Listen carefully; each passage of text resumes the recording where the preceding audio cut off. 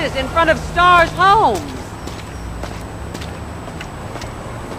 See all the best sights in Vinewood, like where famous people shit.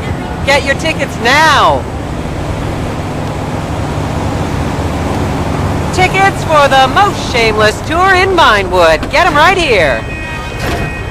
As I am contractually obliged to say, buckle up, everyone.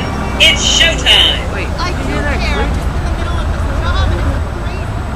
I'm sorry. I'm here. This means fuck. I mean, hello America, Red, White, and Blue, tasty beer. Vinewood is often referred to as the anal bleaching capital of the world. Catch you later, Over man. tonight and we'll figure out. On your right, you'll see the world-famous Gentry Manor Hotel, a legendary party hangout for actors and rock stars and people trying to have sex with actors and rock stars. Built in 1921, it's been the scene of some classic Vinewood scandals over the years. One of my personal favorites was Al DiNapoli's overdose in 2002 after a chimpanzee blasted an 8-ball up his rear door with a water pistol. Fantastic! They say that on any given day there are at least 2 dead party girls in the trash cans round back. Isn't that great?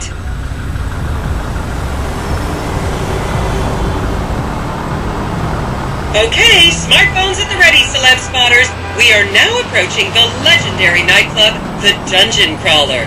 Opened in 1996, the club is famously owned by actor Bruce Spade, who has a custom-built elevated VIP table so that he looks the same height as everyone else. It remains one of Vinewood's hottest night spots for the rich and famous to do drugs and date rape impressionable fans. Play your cards right, and that could be you! The Dungeon Crawler was in the news again recently when comedian Morgan Chester allegedly ran over a doorman in his SUV for not laughing at one of his jokes.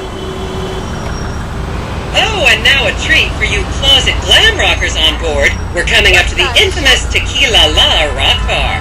Back in the day, this was a restaurant run by the mob until it got shut down over the Adam's apple in the soup controversy of 1982.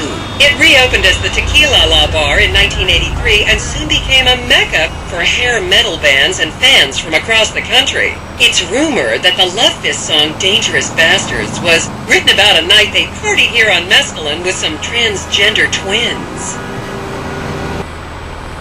Now, this house up ahead is one of the many private residences of action movie director Mark Fostenberg. Fostenberg still maintains he was out of town when a 15-year-old Mexican girl was found dead in his pizza oven in 2007. The case was settled out of court and all charges were dropped. The girl's family now live on the next street. So this is the house of television exercise guru The Craze. You might have seen him degrading himself recently on Rehab Island. Do any of you remember the 80s? Strange times. People didn't go to the gym back then. They did jumping jacks in front of the TV and leg warmers and headbands. The Craze swapped his gold lame leotard for a crack pipe in the 90s, but is reportedly now clean and in the best shape of his life. That's Vinewood's code for he's trying to make a comeback. This is the home of celebrity wild child Martha Turn. Daughter of 70s comedy star Joni Term, Martha spent her teens partying on booze, her early 20s partying on coke, and her mid-20s staring at her shoes on heroin. Her tell-all autobiography about the difficulties of growing up really rich in Vinewood only sold 30 copies last year. I should remind you this is a no-smoking bus. Unless, of course, it's medical marijuana, then you're all right. No puedo hablar mucho. Just up ahead is another place to see and be seen in Rockford Hills, the Richmond Hotel. An iconic entertainment industry hangout, sleazy producer types have been promising to make young girl stars here for over 100 years now. Not gonna lie, I did some shameful things in that lobby bar in my youth, but I've put that period of my life behind me now. I was a member of the jury in the 1991 movie Last Will and Testament. They cut my line. Is everyone having fun? Here you can see the landmark Weasel Theater, which was opened here in Morningwood in 1930. Some of the biggest movies in history have premiered at this theater, including Blue Blood, Shoulder of Orion, and The Many Wives of Alfredo Smith. You might remember the controversial premiere of the gladiator comedy Lions and Donkeys in 1984, when star Chip Hampton walked up the red carpet with two slaves in chains. Count yourselves lucky, my prescription just got renewed this morning. And now to our left, ladies and gentlemen, is the famous Richards Majestic Studios. The product placement for classics like Nelson and Naples and Rum Runner, and the not-so-classics like Vinewood Zombie and Shoulder of Orion 2 was shoehorned into the final edits right behind those very gates. Everyone has a favorite Solomon Richards movie, and American Divorce really helped me through a difficult time when I was bankrupting my first husband. Oh, come on, don't people in the Midwest watch movies? You must have seen Defender of the Faith. No? Wow, tough crowd. Just up ahead on the right is where Delancey Medua's septon fell out after a ketamine party. Remember, these people are rich and beautiful. That makes them better than us.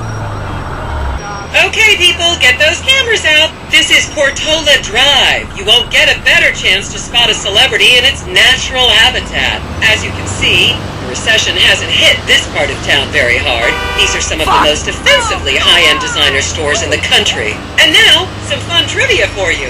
There have been a number of movies shot on Portola Drive, mostly awful ones about rich idiots, including the blockbuster 2005 romantic comedy, Shoe Whore, that's credited with sending women's rights back 50 years. The store we're passing now is where British star Charlotte Crown was caught on film in the changing room, eating and purging the same burrito over and over again, just like a dog. This is the Epsilon Center. Anyone with red hair, please cover it for your own safety. If you really want to meet a famous celebrity, this place is packed full of them. Take an introductory course. It changed my life. Kifla! To the left, you'll see a spot where a pizza boy claims that Play P.G. Jackson asked him to remove his shorts. You'll recognize this stretch of road from those videos of Jill von Krastenberg with the Romanian Shotput team. Don't you just love people you've never met and would have you arrested if you came within 10 feet of them? Please refrain from taking photos of ethnic minorities. They could be gang members. The next corner is where actor Scott Stevens famously prolapsed after a failed party trick. And here is City Hall. This is where the mayor's office is, if any of you care. You might recognize this building from the 20-minute final dogfight to save Earth in the movie Invasion Los Santos. Remember when Laszlo was arrested for masturbating with an eggplant and shouting at women? That happened right here. And here we have the beautiful Oriental Theater. Riots broke out on the theater's opening night in 1928 as desperate fans tried to get upskirt shots of the legendary silent movie star Miriam Turner, much like you're doing today, except with really heavy cameras. My daughter tells me it isn't politically correct to say Oriental anymore, but considering some of the other common terms for Asians in the 1920s, the name could have been a lot worse. There's a saying that to go to Los Santos and not see the Oriental Theater is like going to China and not visiting a burger shop. You know, I've never really understood what that means, but... Damn, man. And here we are, back on the strip. As they say in Vinewood, that's a wrap, folks. I hope I managed to take your minds off the economic downturn for just a little while. I'd like to remind any Europeans that 1% is an insult, not a tip. Enjoy the rest of your vacation.